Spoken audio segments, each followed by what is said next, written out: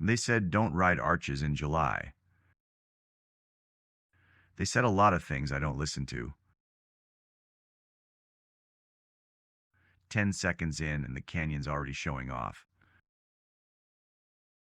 Currently in fourth place in a race, nobody's running.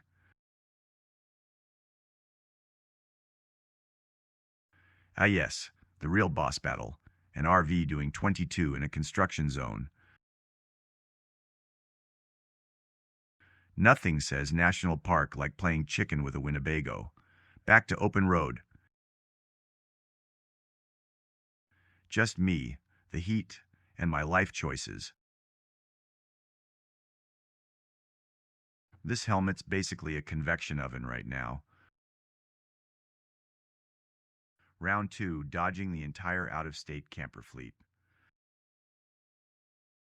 Didn't know RVs could parallel park on a 2-lane. Here we are, hottest ride of my life. Also, weirdly, the best one.